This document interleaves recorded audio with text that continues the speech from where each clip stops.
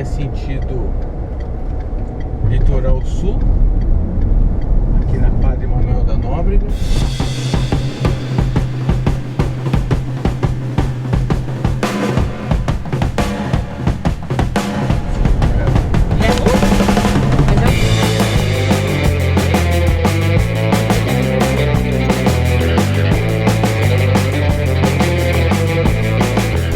Quilômetros aqui pela Padre Manoel da Nóbrega,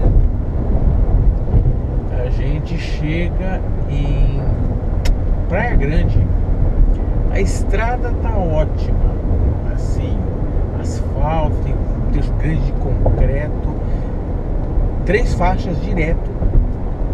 Nesse trecho não tem pedágio, sinalização, acostamento, assim, tá muito boa, dá pra ver tranquilo, assim, sem ter que ficar escolhendo.